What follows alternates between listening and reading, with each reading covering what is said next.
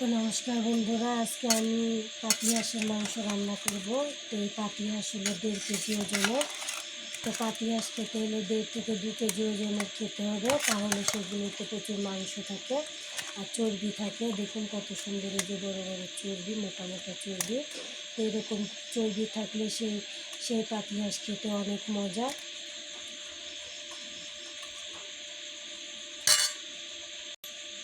তো দেখুন এটাতে সেরকম হাড্ডি নেই, খালি মাংস। তো এই পাতি হাঁসটি খেতে খুবই মজা হবে, কারণ এটাতে চর্বি মেলা, এই জন্য খেতে খুবই মজা হবে।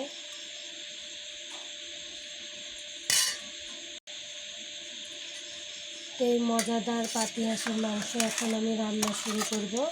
ভিডিওটি সম্পূর্ণ দেখতে থাকুন। তো কড়াই পরিষ্কার করে ধুয়ে চুলায় বসিয়ে দিয়েছি, কড়াই গরম হওয়ার জন্য অপেক্ষা করছি। কড়াই গরম হয়ে গেছে, এখন আমি পরিমাণ মতো সয়াবিন তেল দিয়ে দেবো।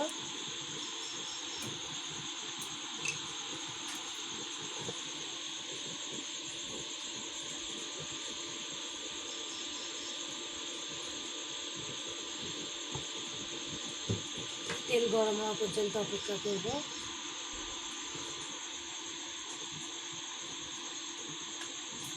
তেল গরম হয়ে গেছে, এখন আমি পেঁয়াজ দিয়ে দেবো।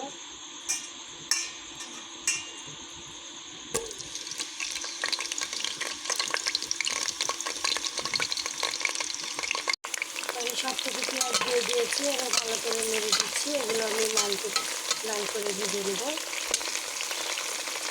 তো এখানে আদা, রসুন, ধনিয়া আমি ব্লেন্ডারে ব্লেন্ড করে নিয়েছি, আপনারা চাইলে পাটায় বেটে নিতে পারেন। তো পেঁয়াজ আমি লাল লাল করে ভেজে নিয়েছি, খুব বেশি লাল করিনি, যা হালকা লাল করেছি। এবার আমি মশলাগুলো, ব্লেন্ডারে বাটা মশলাগুলো দিয়ে দেবো।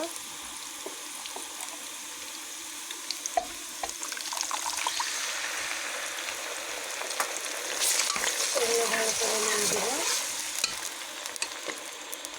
যে ব্লেন্ডারে মশলা ছিল, সেটাতে আমি অল্প জল দিয়ে ধুয়ে আমি মশলা কষানোর জন্য একটু দিয়ে দিলাম। ভালো করে নিয়ে দিলাম। দিয়ে দিলাম পরিমাণ মতো লবণ, দিয়ে দিলাম পরিমাণ মতো হলুদ, দিয়ে দিলাম পরিমাণ মতো মরিচের গুঁড়া।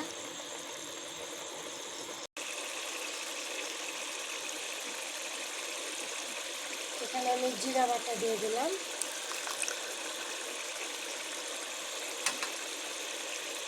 দিয়ে এবার ভালো করে নেড়ে দেবো। এবার মশলাগুলো কষিয়ে নেব। এখানে আমি 3টে তেজপাতা দিয়ে দিলাম, দিয়ে ভালো করে নেড়ে দেবো।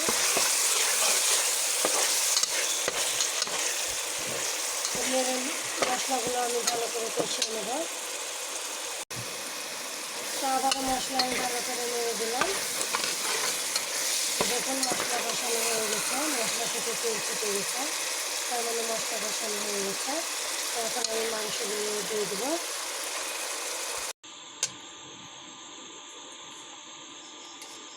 তো মশলা কষানো হয়ে গেছে, এখন আমি মাংসগুলো দিয়ে দেবো।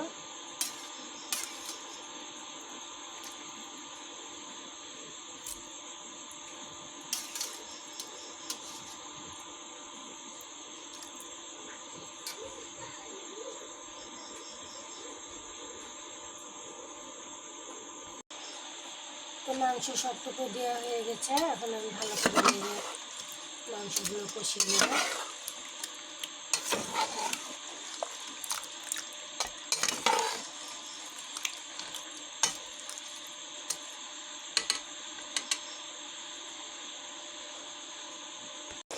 তো আমি মাংস আবারও ভালো করে নেড়ে দিলাম। তো মাংস নেড়ে নেড়ে একটু পরপর নেড়ে নেড়ে কষিয়ে নিতে হবে।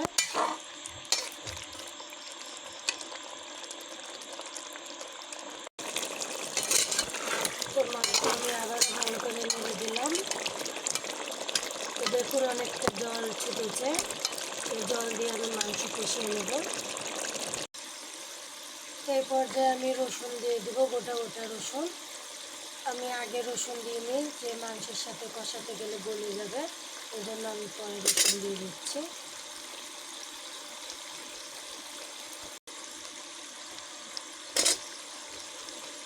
সবগুলো ভালো করে নেড়ে নেব।